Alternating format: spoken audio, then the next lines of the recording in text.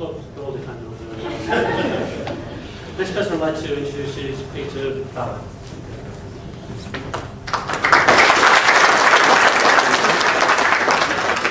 Morning, everybody. I'm not quite up to Connor's standard talking.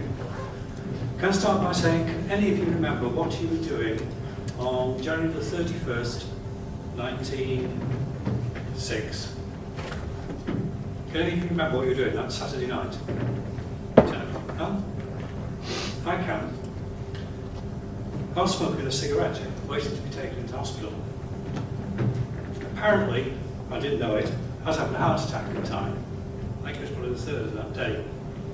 The other two have been quite minor. So I'm smoking a cigarette, waiting to be taken into hospital. And the next thing I know is about an hour later, I'm sort of floating. The body's down here on some weird and wonderful gurney, and my mind is somewhere up here. Apparently the consultant has sort of poured a wonderful drug into me, which had cost around about £1,000 for a shot. At least that's what he said. £1,000 on the street, he said. So I'm fine, yeah, okay. When I came to, about 24 hours later, I sort of had this moment of reflection. I thought, why me? Why have I had a heart attack or two? Well, you smoke, yes, 30 or 40 a day. I'd have done for the last 40 odd years. So I suppose that's one contributing factor, wasn't it? Then I thought, stress. What have you been doing for the last few years of your working life, apart from getting on planes to here, there and everywhere, getting off a plane, going to a hotel, getting on a plane, going to another hotel? They're all the same, aren't they, all these wonderful hotels? It's a room, that's all. So there's all the stress involved with that. What else? Activity. Well, the nearest activity I had, apart from rushing to airports, was going down to my local club and lifting and leading. Thank you for the technique. So, no activity. The last activity I'd actually done was play rugby for a rugby team called Bradford. But that was when I was 26, which was 40 years ago, at that time. So I'm lying in hospital thinking, cogitating the cause of all this that I could do something about. I could stop smoking, which I have done. I could exercise, which I now do. But to do that, it involves several people. First of all, it involved the cardiac rehab people at Derby Royal Infirmary.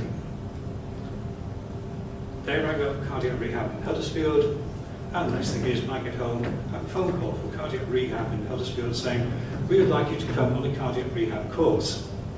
So I did, thinking, well, all right, I've got to do something. Finished this course after about 5 weeks. Cardiac rehab said, you need to go to PALS. Just before the National Health Service decided to have this wonderful thing called PALS, as far as the health service is concerned, the Patient Advisory Liaison Service. This was physical activity and leisure services as laid down by Kirklees.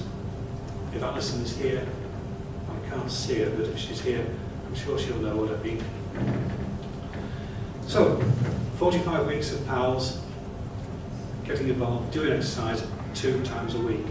This still wasn't enough, because the guideline is 5 times a week, half an hour at a time, up to a slight perspiration, slightly out of breath. So when I finished PALS, I thought, what can I do? And the easiest thing for me to do, and the best thing that I could do, that didn't cost any money, was to start walking, which I now do. Walking in the sense that it's exercise. You can do it by yourself, you can do it as part of a group. Yep, it doesn't cost people money, except if you want to go out somewhere, it costs you money to get there. But at least it is something that you can do that doesn't cost any money. The best thing that cardiac rehab said to me was, get a dog. You have to take a dog out, regardless of the weather. If it's raining, you take a dog out. If it's snowing, you take a dog out. Unfortunately, that we've not been able to do, or I've not been able to do. But the basic principle is that you get out and you can go out walking at any time of the day, any time of the year, and you get your exercise. So yes, I started walking. Then somebody said, would you like to become a walk leader? So I go along to Kirklees, left out of cotton socks, and they organise a training course for walk leaders. To cut a long story short, they've trained something like 150, 160 people now in the past 4 or 5 years, all as walk leaders. When you're trained as a walk leader, hopefully you start organising walking groups, which is what we've done. We've now got 15 walking groups in North Kirklees and some 25 different walking groups in South Kirklees, some 40 different walking groups, all of which are run by a walk leader with a backup who's also a fully trained walk leader. Not all the walks are confined to people going out on Marston Moor in January where the snow comes down that way. Most people think snow comes down that way. No, it doesn't. On Marston Moor, it comes that way. A lot of the walks are there to get people out into the community actually doing some form of activity, some form of exercise, some form, to quote, of sport. It's not just a question of exercise, it's also the social contact. They come out, they believe they belong to a sport group. It doesn't matter whether it's 2 or 3 people, whether it's 20 or 30 people, they belong to a group. And that in itself tends to get people to come out more and more often. If the weather's a little bit inclement, they'll still say, oh, but I've got to go out because otherwise I'll be letting other people down. So they do continue to go out. They talk. The first walk I ever took was in Paddock. I don't know whether any of you know Paddock, but we devised some walks, one of which had 149 steps going down. Or to look at it the other way around, 149 steps going back up. And believe you me, that is an awful lot of steps to climb. The first person who was on the walk said, I can't go down steps. So we said, okay. And we just talked, and we gradually went down the steps. When we got to the bottom, I turned around and said to him, you're here at the bottom of the steps. And he said, oh, am I?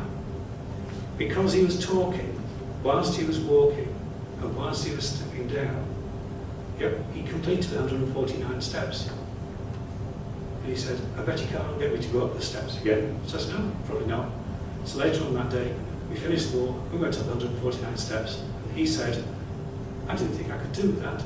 He thought he was going to be completely out of breath. He wasn't, because we went very slowly, we went at his pace. We stopped, kept talking, and gradually got to the top. So that's what walking, as far as I'm concerned, is all about, is getting people out, beginning to walk, who are less than healthy, who are confined to the 4 walls of their room, or their home, where we get them out and we get them started. And this is the beginning of getting them to become more active in terms of further and further walking, possibly in terms of running, possibly in terms of cycling, whatever. It is the start point of getting people into. So hopefully, this is the start of getting the 17,000 people you need, or hope to achieve, or attract into sport during the next couple of years. That's it, ladies and gentlemen. Thank you.